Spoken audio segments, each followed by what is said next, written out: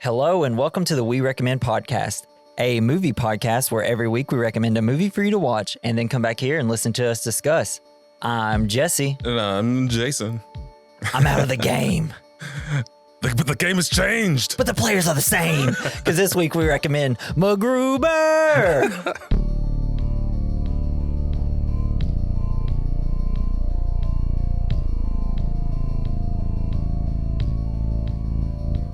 Holy shit, man. So this was your first time watching it. Yes. I could not wait for you to watch it. Especially since I know you love Will Forte, like the rest of the world should. What'd you think, bro? I thought it was, it was funny, even though it wasn't sometimes, but it was so silly.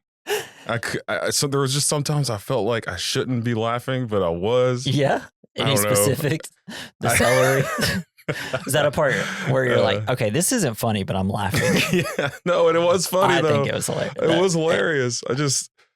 God, I don't know. It was so weird. A lot of butt jokes. Yeah. Which was great. Big butt heavy joke. Big butt heavy movie. Yeah. I love a nice. I like my films like I like my women. Butt heavy. Oh, God.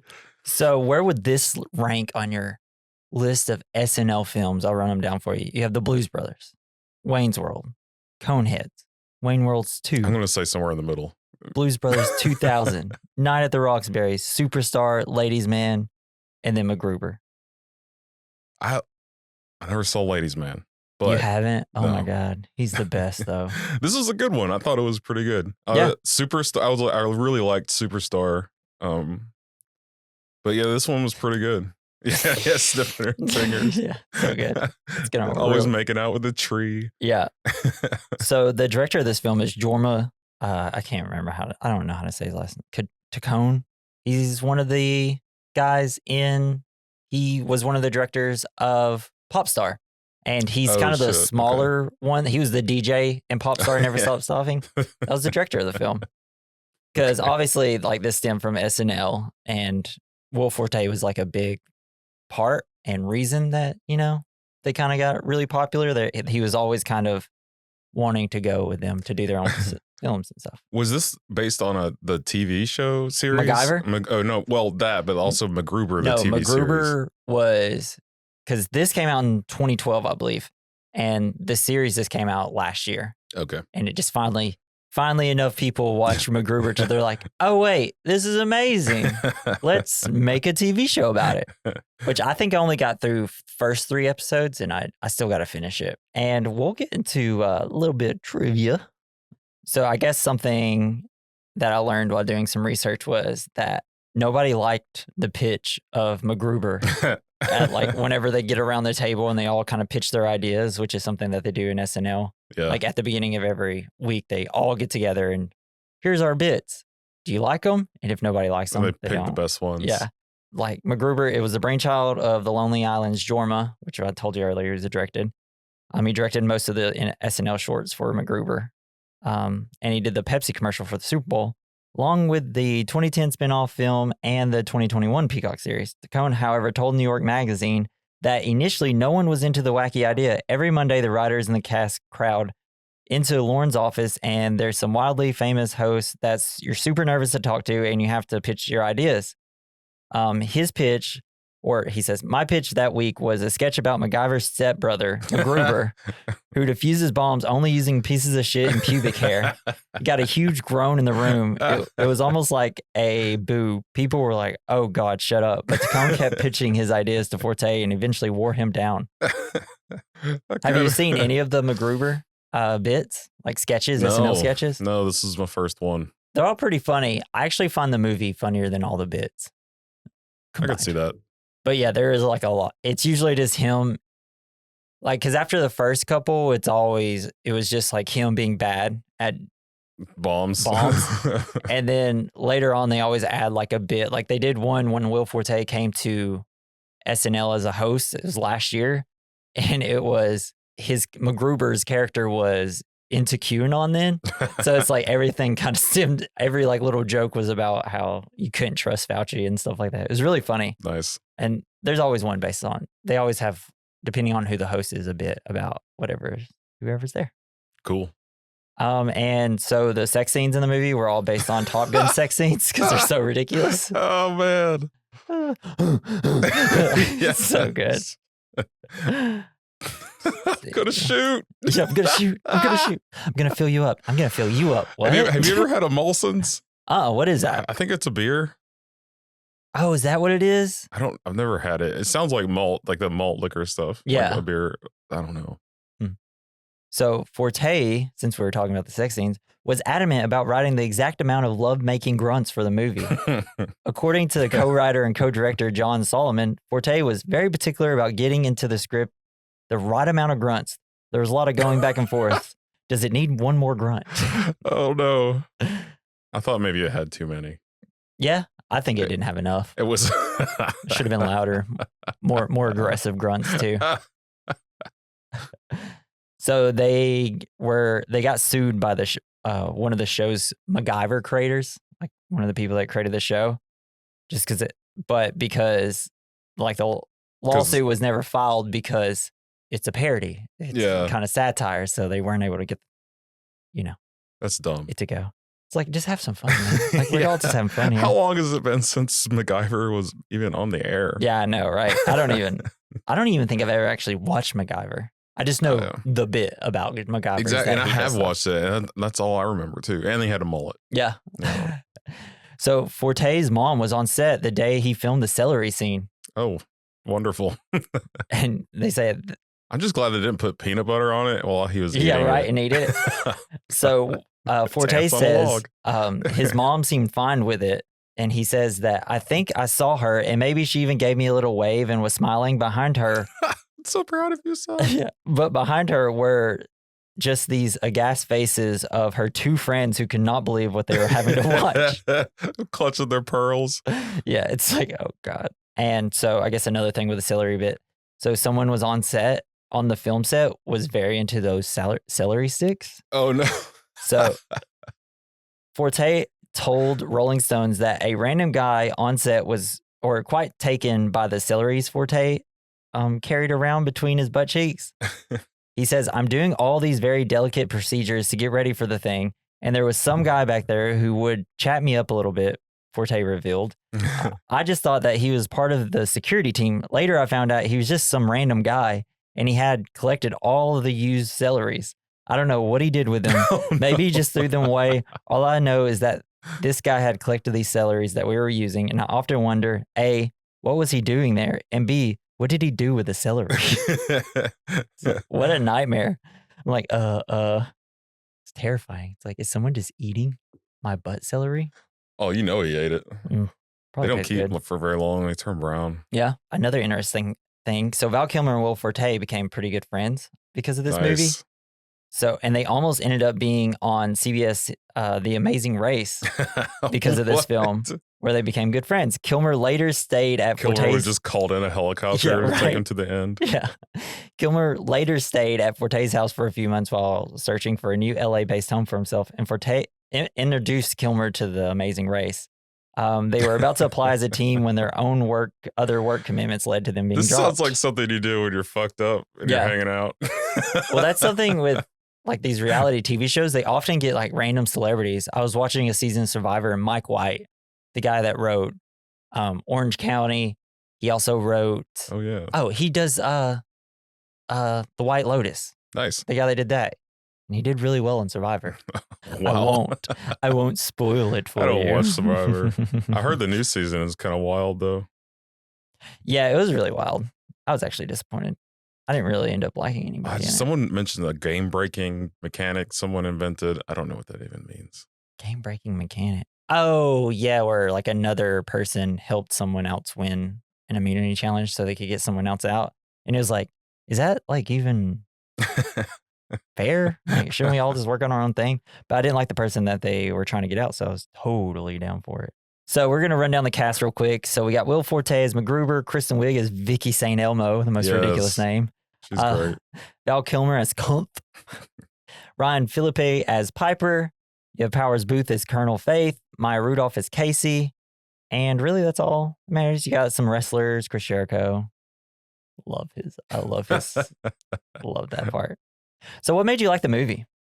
It was just like a fun afternoon, like silly watch, I love. Did you watch this with like your wife or your kids nearby? Was it a little too My too much 6-year-old for was them? nearby. She wasn't really paying attention. That's probably She was good. just mad because I was using the television.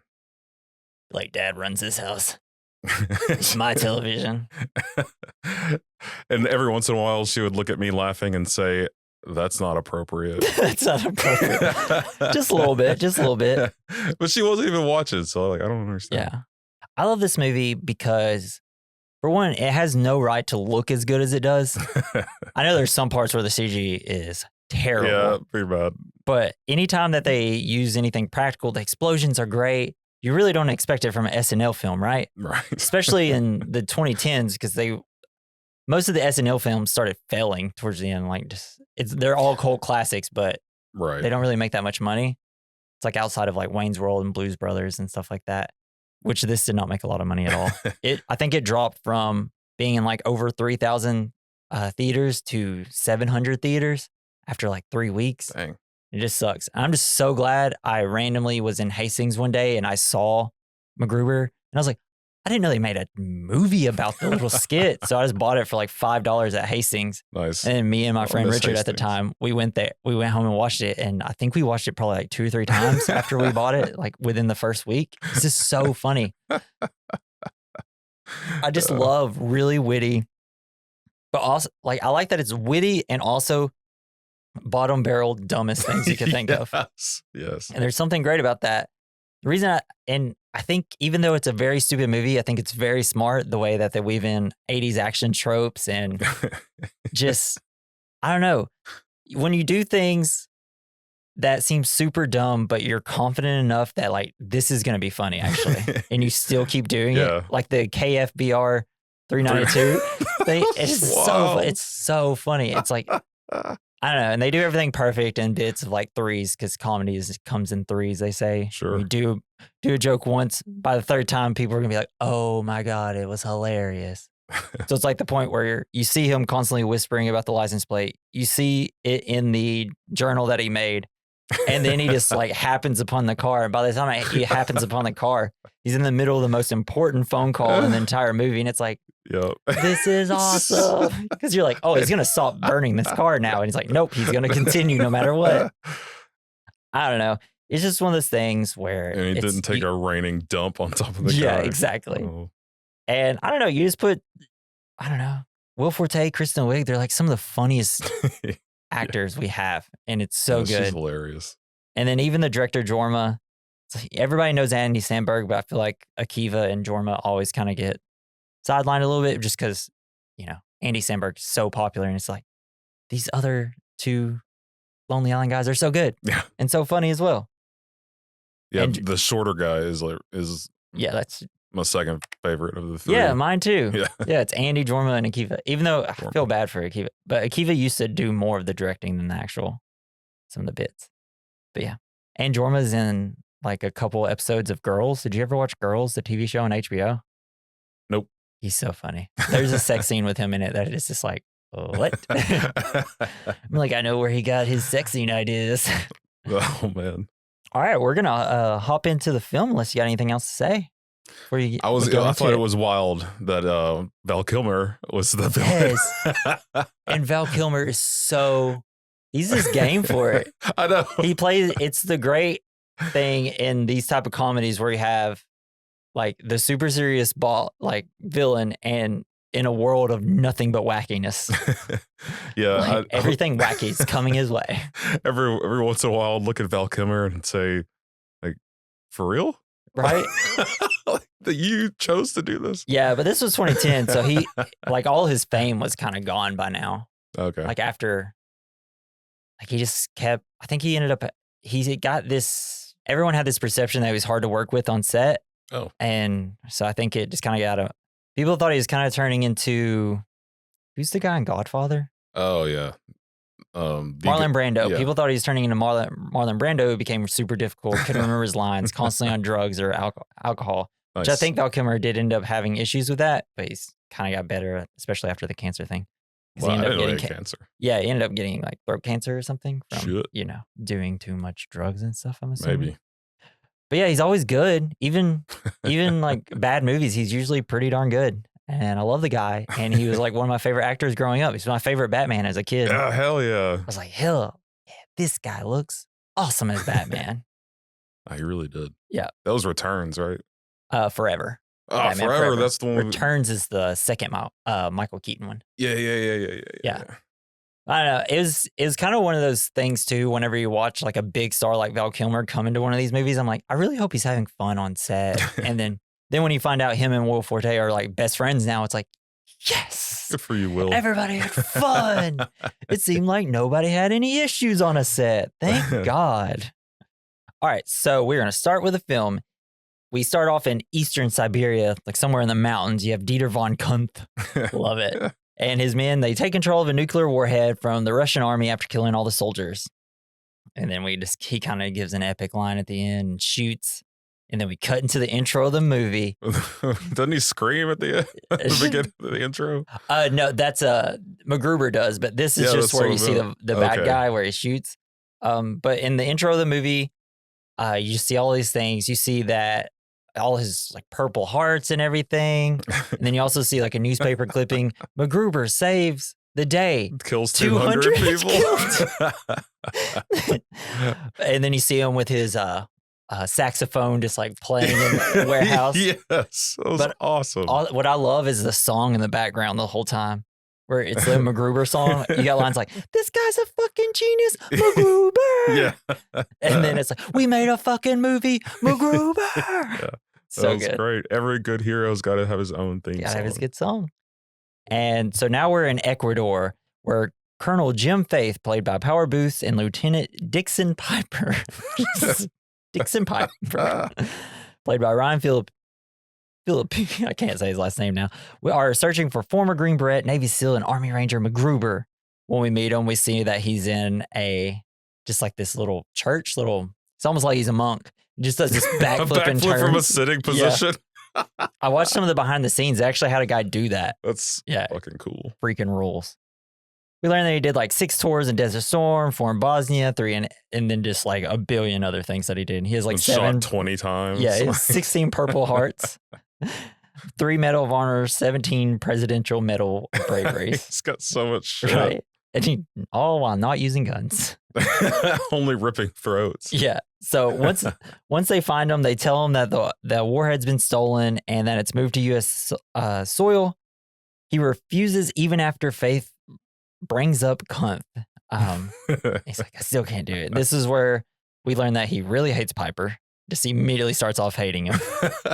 There's no reason. No reason. Just because it's such a movie cliche for he's people. not one of his dudes. Yeah. And this is where we get that I'm out of the game. The game has changed, but the players are the same, which they do like 3 more times in the movie, and it's amazing every time.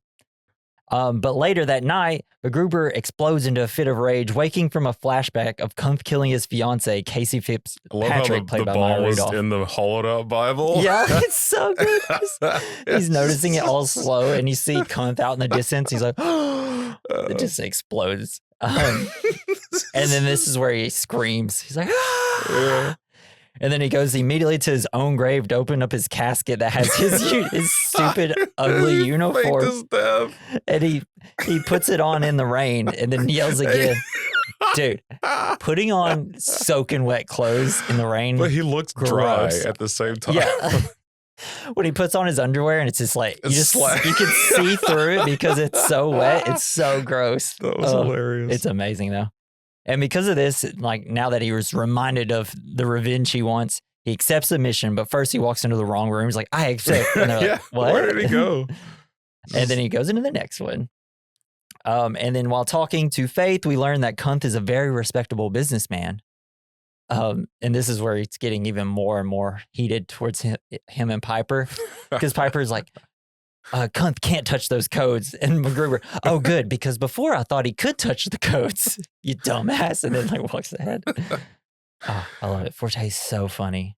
It's just like his line delivery it's wild. I don't know what it is about how he delivers lines, but it's like how I feel like I want to be seen as whenever I'm trying to be funny. I'm just super sarcastic and a little mean all the time. Yeah. Which I feel like is what I do to my friends. Sorry, friends.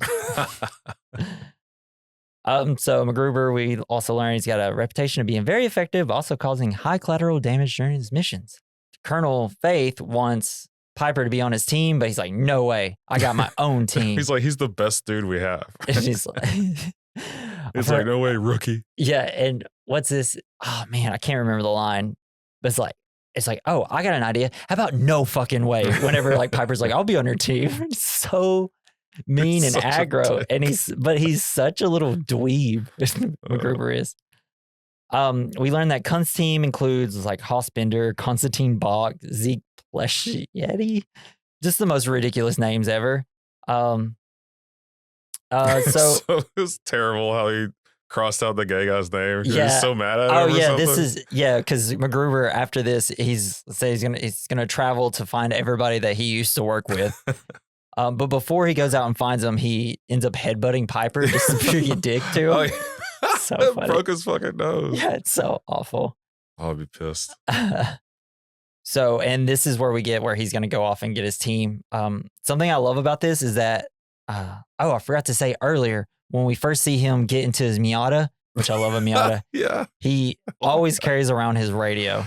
That's a And special even radio. whenever he was in the monk monastery thing, he still had his radio for his car. I didn't notice that. That's awesome. But the reason I bring that up is because so we cut to like the intense music of him like getting in his car, getting ready to go find all his previous like army buddies. And then as soon as like it's really peaking at the intense of the music, it always switches to like some Soft 80s rock. like soft rock like banger that he's got. And it's always so funny. It's so funny. And the Miata. Yeah. He uncovers it like it's some kind of supposed to be like a big muscle sports car. Yeah. Oh shit. I was like, is that a fucking I must? have always wanted a Miata though. Ever since Need for Speed Underground, where I had a Miata as like my main car the whole time. Oh yeah. Loved Miatas. And then I actually got to ride in one. I was like, these cars are so small. You can just weave in and out of any space you want.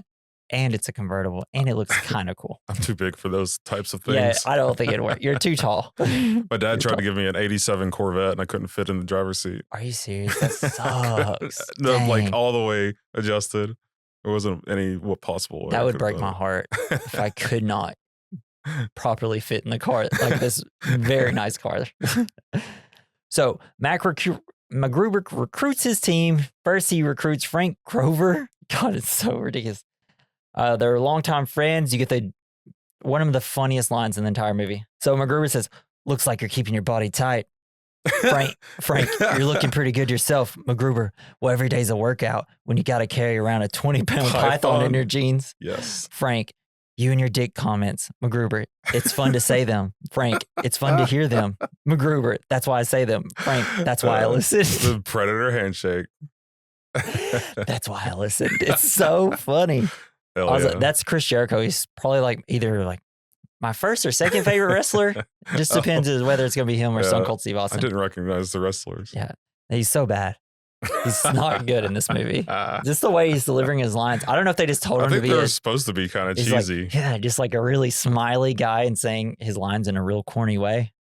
Because if that's the case, then he's great. Yeah, because if it's not, and he's bad. They fit the whole 80s. Where they're just overdoing it. Yeah. And then he gets the rest of his team. You got Tut Beamer, played by Mark Henry.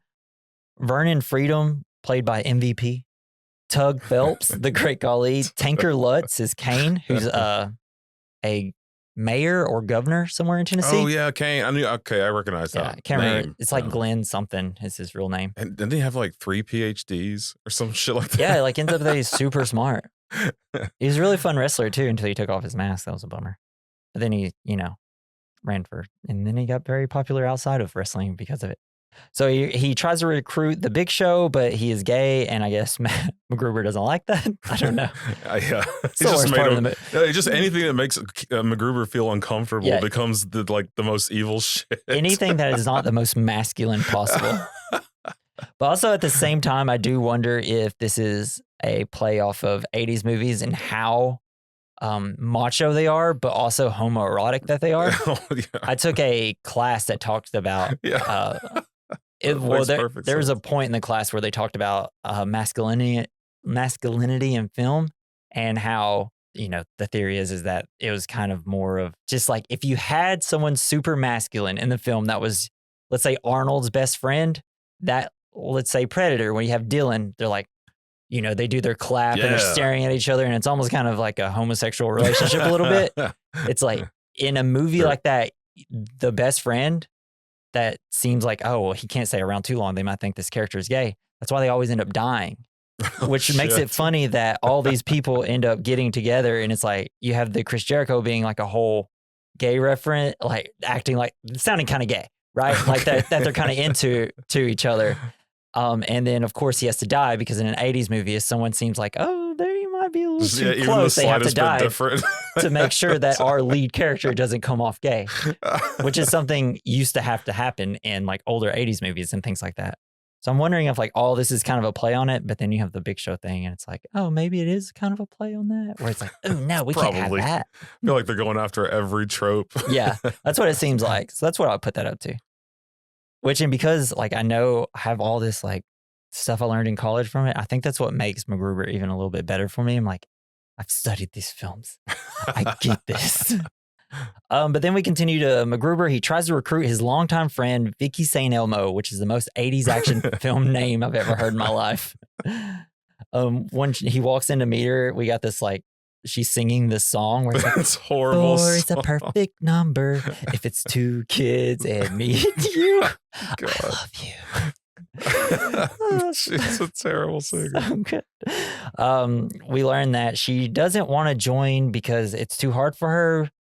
Because she was best friends with Casey. And also we'll figure out a little later she's in love with MacGruber. They show the explosion.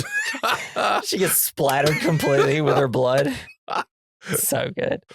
And like now she's focusing on our music. Wait, what did she even do before that? I don't know. It seemed like she worked with MacGruber. Yeah, but like what did she do? All the other ones are like kind of like I don't know. Warriors or whatever, and she's just like maybe an accountant. She's just there.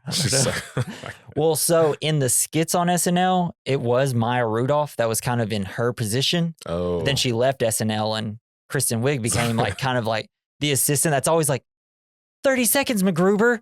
Like she always did that bit. And so I'm assuming like now they just kind of kept her in that role and then just made Maya Rudolph like the love interest. That dies. Yeah. I love this though when she decides like, no, I'm not going to go with you. He's like, all right, well, if you need to get in contact with me, take this. She opens it up and it's like this giant piece of paper, and in like 3-year-old writing, I'm at Pentagon. So funny.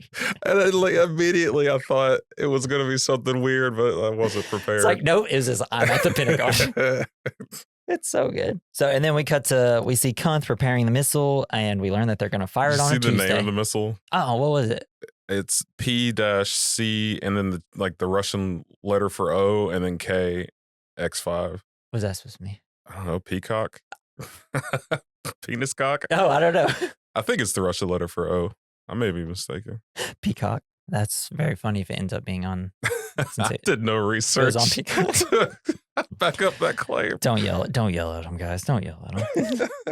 So Mac and his team are ready to go and are locked and loaded. He has to meet with Faith and Piper first. We get a little fight between Mac and Piper. I'm just gonna say MacGruber instead of Mac. I keep saying Mac. Try to shorten it. Or Grouper. Yeah, because like immediately MacGruber's like on him, like just up in his face. And MacGruber, we got this. How's your nose, rookie? Piper, it's fine. I just banged it into a giant vagina. MacGruber, oh, so my face is a vagina, huh? Well, I bet you wish your nose was a dick so you could fuck my vagina face or my face vagina. Yeah. So funny. Fucking A, man. And they're about to like start fighting. It's like the Colonel's like, no. But he's talking about how he got that van locked and loaded with the best in the business, and he's got so much gunpowder in there, and he's got C4 that he loaded himself. That I made at home, and I loaded myself. Explosion. No. Call 911. I love it. No. Are you guys okay? Call 911. was dying. That's when my daughter told me it was inappropriate to laugh that hard. In the like gag reel, they have it where he goes a little bit longer and he's like, Frank, are you in there, Frank? It's so good. And then we cut to after the funeral and you get this amazing line, Colonel James Faith. So great funerals. They were nice funerals, MacGruber. Yeah. What did you think of my eulogies? Faith, very touching. I may have cut back on the F words a little, MacGruber. Well, they were fucking great guys, and this is a fucking asshole of a day. I like how you said eulogies. Like eulogies. You gave one for each person. One, yeah. Not one big one. Pretty sure they're probably all exactly the same too.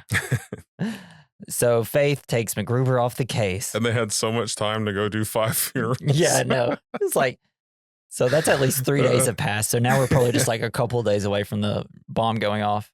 MacGruber is trying to convince Piper to like join his team and convince Colonel Faith that he is okay to continue to work on this case. And so he like falls on his knees and begs Piper not to kick him off the team and to form a new team. MacGruber begging for Piper to join the team. Don't make me beg here. Please, I will do it. I'm so sorry. I'm so goddamn sorry. Look, I'm freaking out here. I killed them. I killed them all. So quickly. I'm so fucking stupid. I don't know what I'm doing. It gets so like kind of sad and like uncomfortable. Then there's a long silence. MacGruber, I will suck your dick. I will suck your fucking dick. Just join my team. I'll suck your dick. You can fuck me. You can get fucked by me. You can watch me fuck something. Just point at something in the room and I'll fuck it for you. Just tell me what you want me to fuck. Jesus Christ, MacGruber. Just tell me what you want me to fuck. And then like, because it kind of cuts away for a second and it cuts back to him. His pants are all the way down. It's like, I don't have any lube, but we can use some whiteout, some toner. Spineless piece of shit. It's so good. And then like Colonel Faith walks in and Mac has his pants down. It's super awkward. But Piper's like, okay, I'll do it. And he tells Faith that, but he says he'll need more than just Piper. And then all of a sudden, Vicky arrives at the Pentagon to join them in taking down Cunt. But MacGruber's like, Vicky, what about your music career? It can wait. Yes. If anyone is worse at music than Vicky, music career. It is me. How's that going? Right. It's so funny. So they travel to Kunt's nightclub in Las Vegas to dig some dirt on him. A driver in the parking lot is rude to MacGruber and angers him, so he repeats the license plate number, KFBR. Yeah, all he said was like, fuck you, and drove away. Yeah. But we all want to act like this when someone does something in a car to us. I guess so. It's the worst. It's like there's still, I remember leaving Walmart one day, and this was just last year. And so I was driving. I didn't see the car, and I was about ready to go through the stop sign. And they didn't have a stop sign. So I go just a little bit, like literally just like, oh.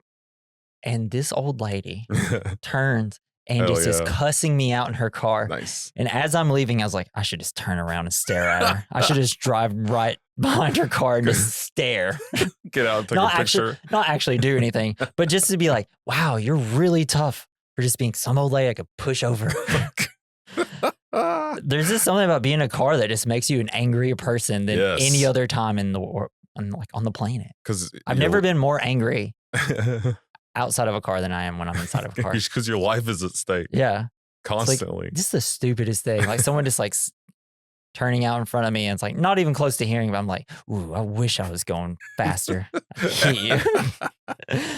But anyways, so in the nightclub, MacGruber gets on stage and announces who he is. Yeah, crazy thing. Just drawing old ladies in a notebook. So MacGruber gets on stage and announces who he is, his intentions, and where he will be the next day. Yeah. Piper is super angry since all MacGruber achieved is expose himself and his missions without finding anything out about Kunt. Because the nice thing is, they didn't know MacGruber was alive. So he completely ruins it because he's an idiot and bad at his job. Love it. He's a very emotional character. Yeah. And then at Kunt's home, his right-hand man tells Kunt that MacGruber is back. He tells his crew not to underestimate MacGruber, though. So the three, they have a sting operation plan. Damn. Their sting operation. Wait, when he was painting the old lady? Yeah. Yeah, that's when all that happened. Yeah. Funny that we're just talking about older ladies. It's just topless old woman. Just sitting there. He was painting her with. Oh man. That's whenever it's like kind of you, one of Val the Kilmer. best bits where it's just like, this is so funny, but they're not drawing attention to it like insanely either. I don't know, so good. And then the painting's kind of awful. Yeah, Yeah. it's pretty bad.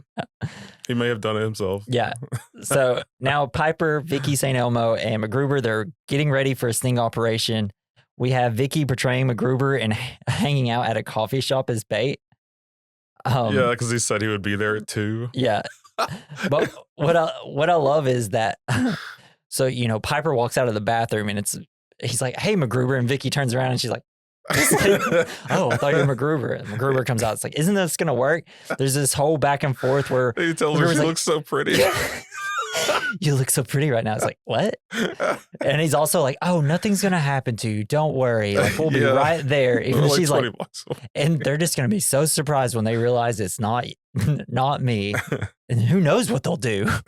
She's like, what? Yeah, he never thinks about like past the first step of anything. He doesn't at all. He just wants to do some sort of like funny bit or like just an overly planned out situation. He wants to fight crime like an 80s action hero trope. Exactly. So we get the scene where Vicky's inside the coffee shop, and it's like super awkward at the coffee shop because every time she does something, MacGruber's like, no, I wouldn't do that. So she orders a small latte, but MacGruber's like, no, I like Tazo teas. So she's like, oh, never mind. I'll take a Tazo tea. And then he says the most important part is that he talks her through how to drink. How to drink it. Yeah. Well, also like right before that, Vicky leaves a tip and he's like, I don't leave tips. Yes. So he's like, pull that out. So he starts pulling it out. The guy behind the counter is just like, wow. And then she just falls to the ground. Well, she also says, because she says sorry while pulling the tips out. She's like, sorry. He's like, MacGruber's like, I wouldn't be sorry. Don't say you're sorry. It's like, I'm not sorry, but I'm sorry as me. And then it explains how to drink, like lift the drink up. And then Hosbender, when it comes henchman, attacks MacGruber and Piper in the van, but MacGruber runs down and kills Bender. But the whole time you have Vicky just laying on the ground like, they're all dying! In the middle of a coffee shop. And then once it's done, she like stands up all awkward. Sorry. I thought my friends were dying. They're all fine though. She just walks out. And then also once Hosbender is dead, they walk up to him. And he's like, it's like Hosbender dead at the age who wait. Cares? Hosbender dead at the age of who the fuck cares? It was kind of cool how he killed him too. Yeah, it was all the mop. Yeah. It was great. Because they're always good enough to be like, oh, okay, let's make sure MacGruber can kill someone in a situation. It may be in the most fucked up way possible. It's like but the only thing he's good at. Yeah. Hilarious scene. Like just kind of laughing the entire time during the whole scene. So they check the trunk and they find a large amount of cash in his trunk and an appointment that later that day that he has to buy some passcodes. Piper says it's obvious that Bender was going to take the cash to the place where the transfer codes was going to take place. It's funny because the whole time MacGruber's trying to figure out what all this means, and like Piper's like, "Oh, it's pretty obvious, dude." He's like, yes, I knew that. I thought of it before you did. Yeah, maybe right before. Yeah, exactly. And with Vicky disguised as Bender and Piper disguised as MacGruber, the team attempts to break into a warehouse to stop Guth from getting the rocket operation codes. Why do I have to be MacGruber? He's just like, I gotta put everybody in a costume except for himself. It's always gotta be MacGruber.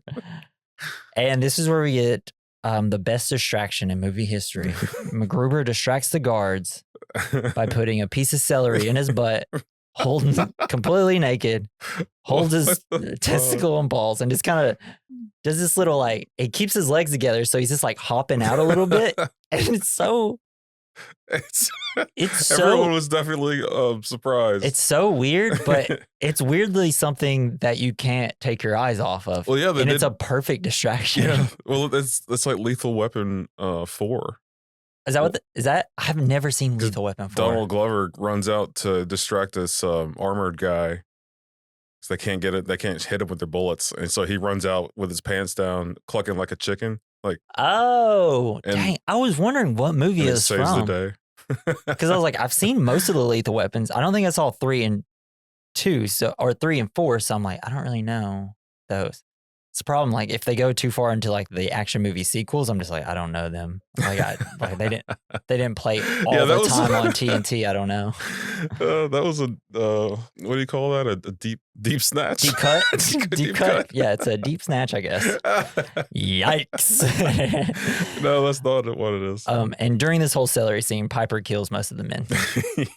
MacGruber and Piper get set to watch the deal go down. Yes, all of them. He tells Vicky to go in as Hoss and make the transfer. He says they won't realize she isn't Hoss, but as soon as she opens the door, they immediately realize it's not Hoss. Like, it's not him, kill her. It's so funny. Her scream, but when she runs away, like, just like a little run. Half of her mustache hanging off. God, dude, Kristen Wiig's like one of the funniest people ever. Yeah, she was probably she's hilarious. It was whenever that she was on SNL, it was between like Will Forte, Andy Samberg, Bill Hader, Kristen Wiig, and Maya Rudolph. Is like, Jesus Christ, how did they get these five together? They're so funny. Hell yeah, Maya Rudolph's hilarious. My favorite era of SNL for sure. For sure. So during the shootout, MacGruber doesn't help Piper because he's creating something. He throws a tennis ball and it smokes up a little bit, and that's it. When he was digging through the thing, he was just like putting his fingers in it. It wasn't doing anything. It's so ridiculous. It doesn't work. Because the main bad guy ends up getting away with the money and the codes. And then Vicky St. Elmo comes up. He's like, Vicky, are you okay? I peed my jeans. I peed him. I peed him. Don't blame her. It's so funny. They start shooting at her pretty fast. So funny. So we cut to Faith telling MacGruber that Kuntz is having a charity event that evening and orders him not to show up there because Faith still thinks Kuntz thinks MacGruber is dead. MacGruber completely ignores his orders. He doesn't tell him. He just completely fucked the mission up. Piper tells Mac to keep a low profile, but comes in hot as hell. It's all Miami suit. Vice. It's just straight up like a scene out of there. That he and St. Elmo are the only people wearing white. Really? Everyone else is wearing black. Oh, so it's like the worst possible. Obvious. It's so obvious, yeah. So MacGruber is going to meet up with Vicky at the party after he takes care of some business upstairs. What we learn is he took an upper decker in Kuntz's master bedroom. Which is what you do to your adversary. It's so funny. That's great. Piper at base camp finds MacGruber's diary, and it looks kind of like a Jack Torrance from Shining, obsessively, because he's been obsessively writing down the license plate number from earlier. Clues written on it. Yeah, and yeah, with like none. There's no clues. And then by the end of the diary, you just have pictures of MacGruber just pooping on the guy in the car and the car. It's a maniac. He's gone overboard. Woo. It's just, it was, oh God, what do you call that? He's obsessed, I guess. Yeah, he's just obsessed over it. He tells Vicky he left an upper decker in Kuntz's master bedroom. Then he gets mad because Vicky calls some guy handsome. Really? So that guy's hot. Is he so hot that you would leave this mission and go marry him right now? Is he that hot? He gets so pissed off. I think it went a little far. Yeah. Sometimes I go a little too far, and this is one of those. Yeah. Oh, it's so funny though to me. This hilarious. It was funny. I just thought that they tried too hard. Yeah. I don't know. Just a little bit. So MacGruber goes to confront Kuntz and threatens him and his guards, who are going to throw him out. First, there's a little bit of a poker bit where he walks in and it's kind of like Casino Royale from James Bond, James Bond movie. 007. Yeah, and he's like, he's bluffing. I can see it in his eyes, and of course he's not blushing. He's got like the best hand in the thing. It's like all the senator's money. Yeah, it's so funny. And also, before he says he's going to throw him out, you get the C4 bit from Kuntz. It's like, oh, well, I actually had a whole army, but then I had him in a van with C4 and it completely blew him up. He's like, no way, me too. No way. It's like, yeah, I know, you idiot. It's so good. And then, so yeah, he threatens all the guards who are going to throw him out. You got MacGruber. Let me tell you how this is going to go down. First, I'm going to kick you in the chin, break your jaw in 4 places. I'm going to take you, karate flip you over my back, and then knee your nose into your brain, killing you instantly. I do want to get a throat rip in here. I think that's going to be you, small fry. One thing I do know, at the end of the day, cunt, I'm going to rip your dick off and shove it in your mouth. And that is non-negotiable. Who's first immediately gets thrown out of the room. I just had to put that whole line because that's the first time he brings up ripping cunt's dick off and shoving it in his mouth. Which he does many more times. It's so funny. So MacGruber returns to the Pentagon where Faith reprimands him and takes him off the case. As he's walking out, I will suck your fucking dick. I will let you fuck me. Says it all sad. But I like how the Colonel Faith is not really fazed by it. No, not at all. This is the normal shit with him. This is MacGruber at his best. So MacGruber and Piper have beers outside his trailer while MacGruber explains his history with cunt. You ready? Sure. Lieutenant Piper, why did he do it? Why did cunt kill your wife, MacGruber? To this day, I have no idea. We actually all went to college together. Believe it or not, we were very close friends. Then after graduation, he got engaged to her. He asked me to be his best man, and right about that time, I started banging her and mowing her balls. Such a piece of shit. She was actually the first person I felt comfortable enough around to let eat out my butt. Anyway, shortly thereafter, she left him for me. She was actually carrying his child at the time. I asked her to terminate it, obviously, so we could start fresh, and she agreed. We were so in love, and he took that from me. That's Piper, nice. That's really fucked up. That's a beautiful story. Thanks. Oh, bro. It's like the first time I watched that scene, I was like, oh, so I'm not on MacGruber's side here. You know what? Cunt actually blow fucking everything up, dude. That's the shittiest thing that could ever happen. Yeah. That's how you create a horror villain right there. So funny though. C'est la vie. Will Forte's delivery of just saying the most heinous shit and craziest stuff, but just saying it so calmly. And she was the first person I felt comfortable enough to eat my butt. Yep. It's the way. Man, that is a level of comfort I have not reached. Same. So cunt's men show up and MacGruber uses Piper as a human shield to survive an ambush. I love he's like, he's thinking, because it looks like he's going to jump in front of him to save Piper. Instead, he jumps behind him and uses him as a shield the whole time. They believe that Piper was killed in the attack, but he reveals that he was wearing a bulletproof vest. How'd you know? Yeah, commending MacGruber on his quick thinking, only to realize that MacGruber wasn't aware of the vest. Piper leaves the team. I love it. He's like, let me out. He kicks MacGruber's car as he's driving away. Did you kick my car? Did you kick my car? Really? He gets something, is about to bash it in and like just drives off. And then I love it. Love this part. As they're driving, you just hear Vicky, bye, Piper. Just get home safe. I don't know. Hilarious, man. Just hilarious. So, seeing MacGruber has been shot in the leg, Vicky takes him back to her house to remove a horrible wound. The bullet. Oh, dude, I'm getting a boner just thinking about it.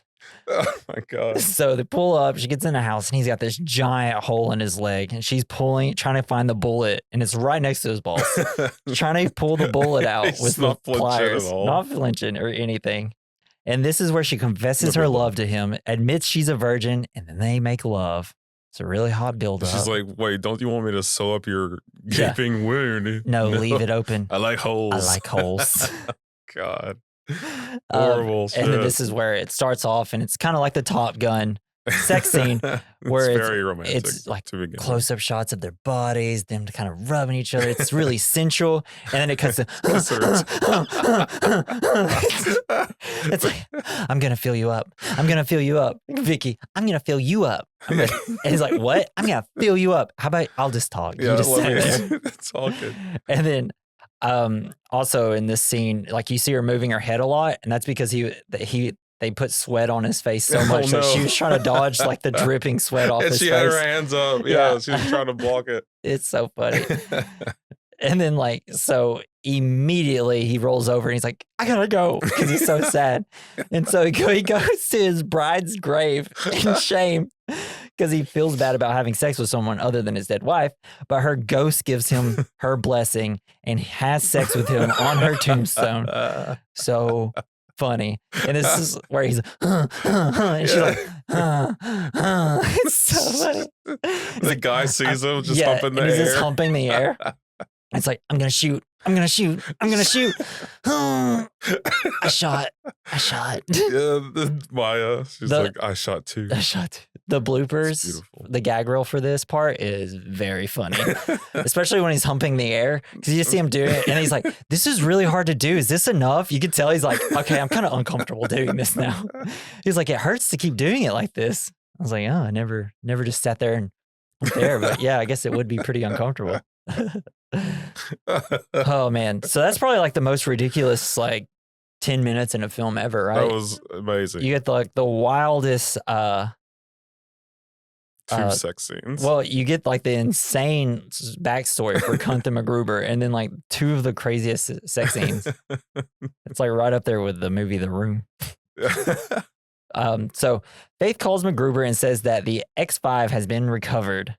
He says that Kunt was not involved and that this was a work of the Chechen rebels. Faith asks MacGruber to stand down. A senator with gambling debts to Kunt had given this information to Faith to relay to MacGruber. MacGruber is not convinced. MacGruber finds and destroys the KFB R392 car after he sees it parked by the side of the street. And then we also see Faith is what we think is killed because he gets shot by the senator. But I love it. Yeah, he just starts whacking on it during the whole conversation. He beat the shit out of it. Then he ends up pouring gasoline on it to catch it on fire. He was ready for this. Yeah, he was prepared. He was prepped. As soon as he ever saw that car, he's going to do it. And then the guy, as he's leaving, the guy comes out, "Hi, what the fuck?" He's like, "Fuck you." Gets in his car, drives off. Sweet revenge, I guess. Yeah. So he goes to Vicky's. MacGruber discovers Kunt has kidnapped her and realizes Kunt's plan to blow up Congress during the State of the Union. So Kunt calls MacGruber to gloat. MacGruber traces the call. And it's this whole thing. It's like, who is it? Because he thinks it's Vicky. He's trying to keep him on the phone. Yeah, and he's like, if you ever want to see Vicky's cell phone again, you better meet me here. And he's like, and we're just being clear, right? Vicky's cell phone is Vicky, correct? He's like, yes. And then while trying to trace the call, he's just like, I just want to let you know, like, I'm so happy that we got. You've been a great villain for me and a great adversary. And he's like, well, actually. And once it finally traces the call, I can't wait to cut off your dick and shove it in your mouth. Time to pound some cunt. And then you get the music bit again where it's like, I think it's the Wolfmother song Woman plays, and then it immediately cuts to something lame. Something not lame. 80s music rules. Well, all the music in this movie rules. Yeah, it was good music, but it's definitely a different vibe. Man, I love 80s pop music. It's like I can't dance, but it makes me want to try. Yeah, drinks in you. Yeah, sure. So Piper agrees to help MacGruber again, to help save other people, not because of MacGruber. And then he's like, well, actually, you actually will be saving me, so don't worry about it. They are scoping out Kunt's place. A guy walks by, and MacGruber unnecessarily rips the guard's throat out because it's his main move. He's like, get used to it. It's kind of my thing. As soon as he does it, Piper's like, Jesus Christ, why would you do that? It's a show. It's all bleeding. Yeah. Like, it's golly. That thing is, I love whenever he rips out the throat. He's like, all right, yeah, I did it. That's another one. It's just like, so like, all right, I did something good. Instead of like, which I'm assuming they're getting that from Roadhouse because that's something that happens in Roadhouse. Oh. Yeah. I still haven't seen it. You've never seen Roadhouse? No. Oh, man. We're going to do that on the pod. I just got to figure out when Natalie wants to do it because she's got to be on that one. So they're making their way into Kunt's compound. MacGruber rips another guy's throat out and talks about getting a turkey. The thing I love before he gets this, because they're in the comm rooms, he throws throat lodgings down. It's like, what? And then rips it. Better eat the whole bag. Yeah. That's so stupid. And also, one of the best lines of the movie is actually here where he's talking about, it's like, yeah, I got to get as many throat rips as I can. It's just like bowling. You know, if you get 3, you call it a turkey.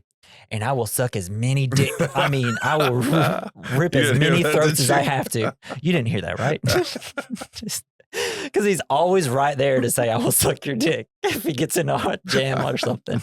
It's like how many Works every time. How many dudes has he blown to get out of a situation? Hundreds. So MacGruber, using the intercoms, gives off his location, and then when the guys get there to the control room, because he says, "Oh, I got I'm something in the set up for control them." room, Yeah. even though that's where the microphone is. And he tells Piper, like, "Oh, I set up a trap." And as soon as they walk in, well, a piece of string is tied to a cup, and when they open the door, it falls on them, and it's like a tiny bit of water comes out the cup. And then they get a shot of like, "You're all wet," and it's the dude that had his throat ripped out. That's a sign, "You're all wet." Piper's like, it's like, MacGruber's like, "What do you think about that? What do you mean? The really bad trap or the desecration of a corpse?"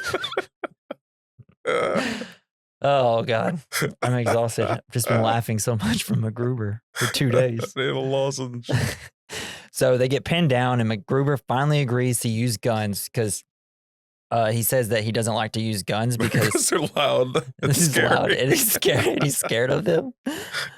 But then he grabs 2 Uzis and he starts shooting it, and he loves it. He gives it the good old college try. Yeah.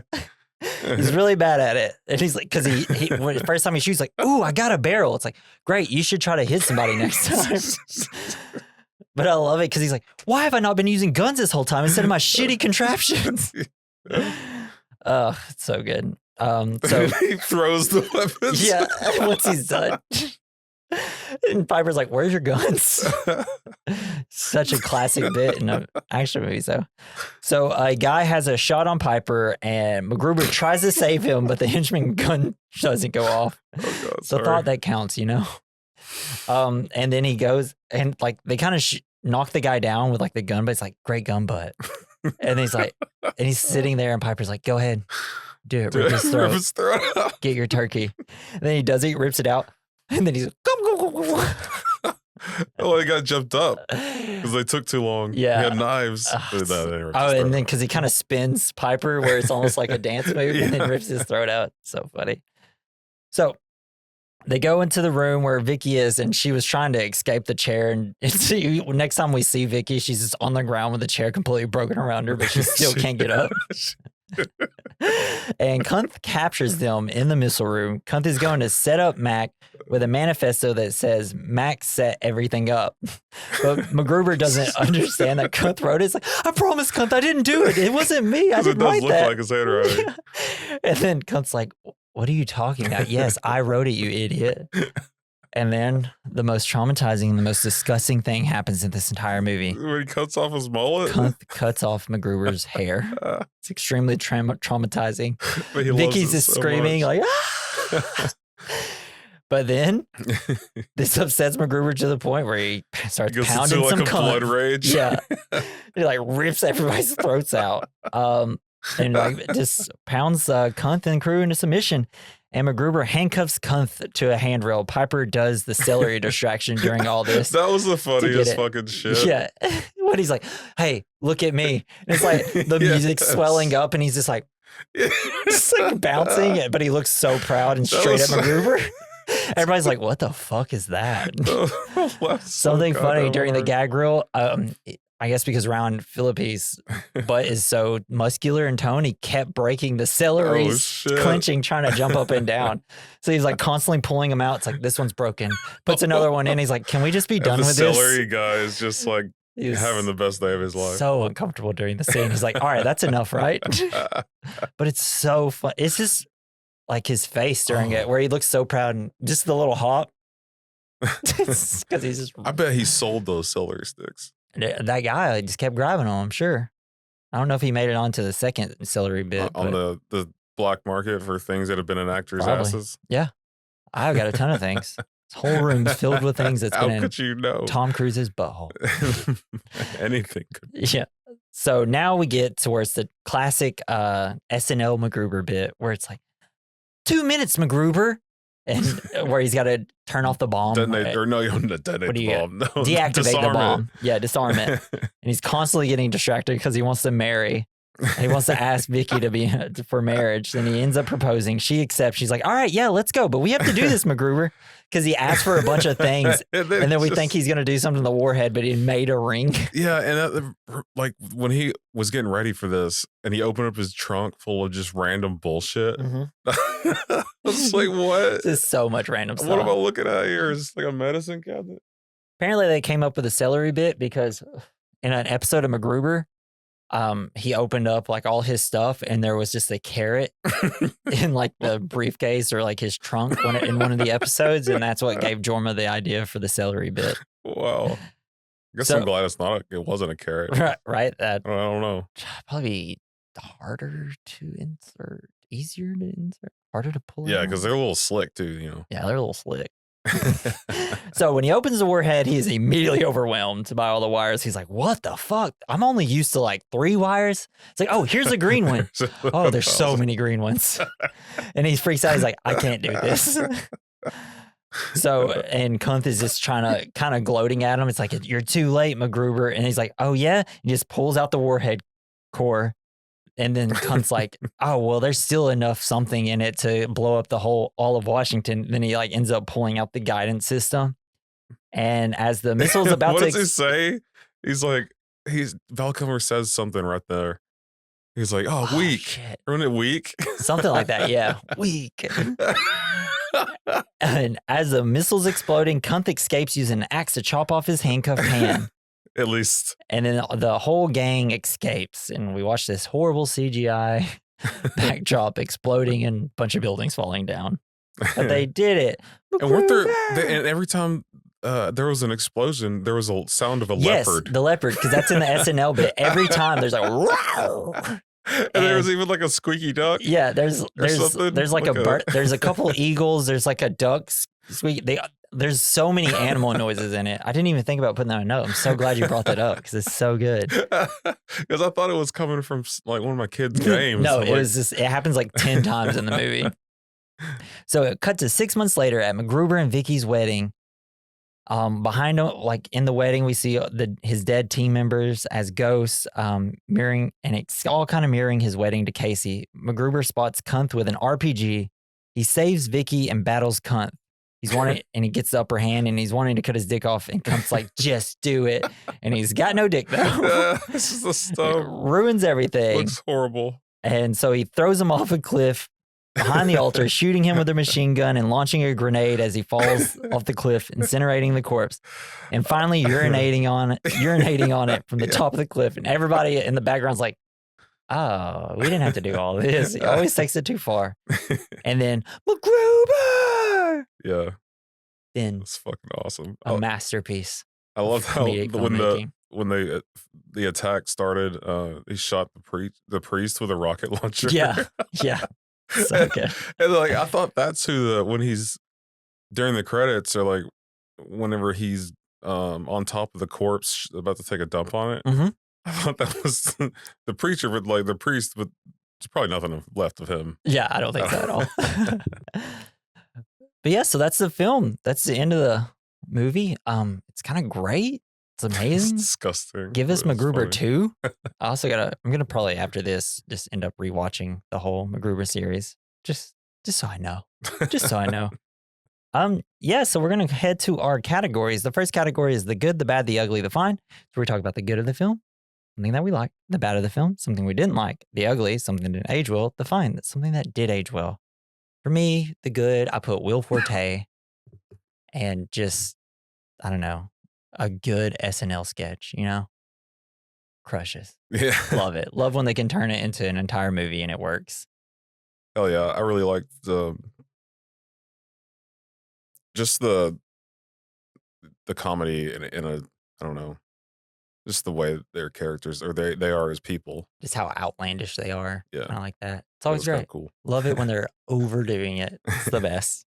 Overdoing it on purpose. Yes, is kind on of purpose. And that's kind of Will Forte's thing. Mm-hmm. Yeah. I mean, it is. It's kind of always like that. Yeah. So for the bad, I put the fact that not enough people talk about how good this movie is and how there's not enough people that have seen it. Because if I bring up MacGruber, usually it's kind of like what your reaction was at first. Like, never heard of that. Who's in it? Oh, Will Forte? Yeah, I'll check it out. Yeah, you got anything bad? Something you didn't like? they leaned really heavily on like like potty jokes, I guess.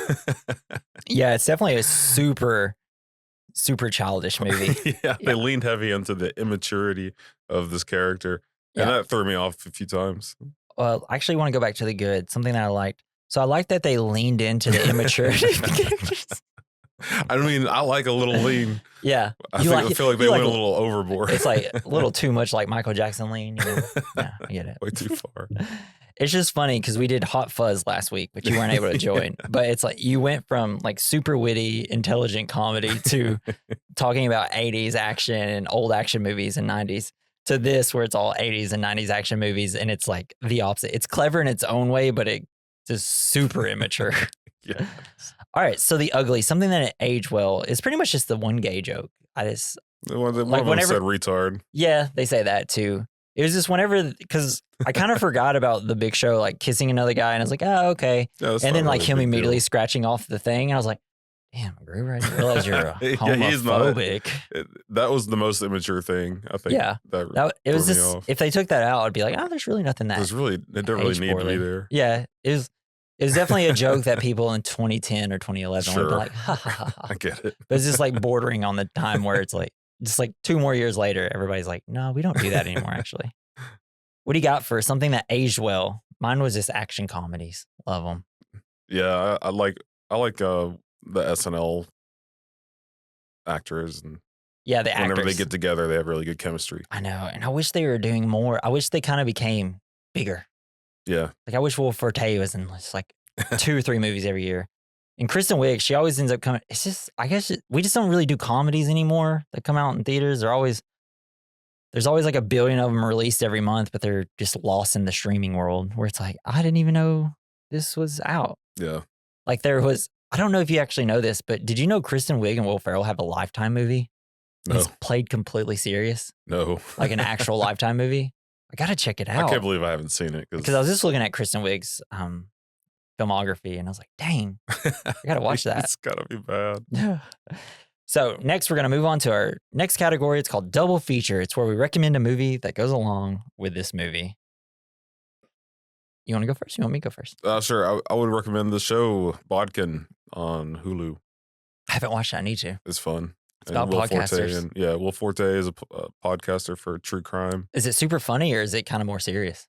It's a little bit of both. A little bit of both? Like he's goofy, but also super serious sometimes. Yeah. And it's just kind of a really shocking to see him act like that. Yeah. Okay, so for my double feature, I'm going to recommend Spy. It stars Melissa McCarthy, Jason Statham, Rose Byrne, Jude Law, and Miranda Hart. It's really funny. It's just about how Melissa McCarthy's character is becoming a spy, even though, it's Melissa McCarthy. She doesn't look like a spy. She's constantly kind of combating Jason Statham, who's like the best spy ever.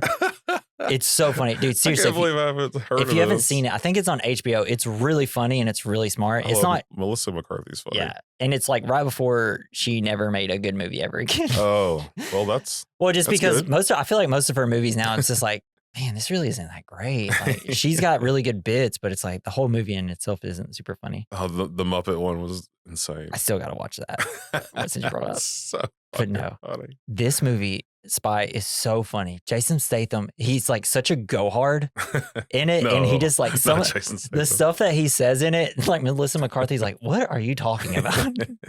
It's so good. So if you haven't seen Spy, definitely check it out. It's a perfect double feature for this movie. Hell yeah. Also, there is a movie called, I think it's either called Ordinary or Ordinary People. I think it's just Ordinary. I watched it because it's called Extraordinary, and I watched it. It's kind of like a horror comedy movie. Will Forte's in it, and he's so funny in it. It's a really good movie. I think it's on Shudder. Check that out too. Just kind of came to my head. And that's the episode this week. Thank you for joining us. And I'm actually going to do a bit with Jason, and I'm going to have him pick some movies. I'm going to give him a few options. I'm just going to describe what the movie is, and then he has to pick on which one he wants to do. All right, for the first movie that you can pick from, it's called, I'm not going to tell you what it's called, actually.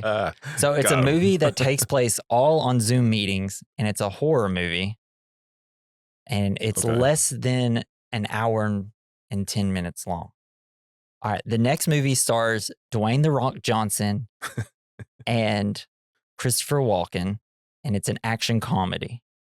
The next is a horror movie that takes place in Los Angeles where people are arriving for a dinner party, like a dinner party. The other is a Tom Cruise movie where the world is going to end. No way. And the last one is a Tom Cruise movie where he's trying to stop something wrong. Don't really have to say a lot about He's a Tom busybody. Cruise. Yeah. Damn. The one with Dwayne. The Rock Johnson. All right, so our next movie is going to be The Rundown. It's kind of one of those movies that I saw a billion times growing up, and it's really funny. It also got Sean William Scott in it, American Pie guy. Yeah. Stifler. He's in it. He's so funny in it. No, but ridiculous. This was like a big movie like with me in high school just because it was constantly on Comedy Central and stuff, and I watched it a billion times. And I was also big into wrestling, and The Rock was really... Oh, yeah. He was huge. Transferring to being an actor around this time. Huge. And it was kind of the first movie where it's like, he can do this, actually. He's got it. So make sure to join us next week for Spy. Or no, The Rundown. So yeah, join us next week for that. It's on Hulu or Peacock, whichever one you got. You can watch it before we do it next week. I would like to thank everybody for joining us. If you'd like to leave us some fan mail, in our description, we now have a link where you can click on it. Unless you're listening through YouTube, you can't click on it through there. You can just click, it says send us some fan mail. If you click on that, you can text us some fan mail and we can read it live on air. Or if you want to do the old fashioned way, go to werecommendmailbag@gmail.com. So yeah, just get in touch with us. We'd love to hear from you. We'll do a fan mail episode or we'll just do some fan mail at the end of every episode. Up to you guys. You just got to send us some stuff. I'm getting desperate here, guys. Come on. I feel like if you want to go really old fashioned, you pigeon. Yeah, or if you want to send some pigeons to my house, we'll get a PO box so you can send us something.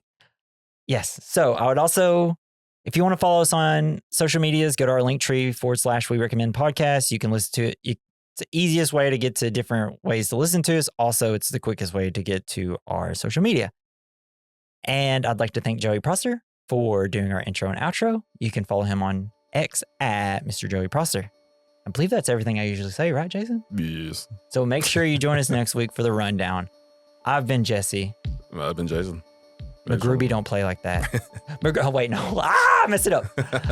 MacGruber don't play like homie, and homie don't play like that. See you next week. Bye. Fucking A.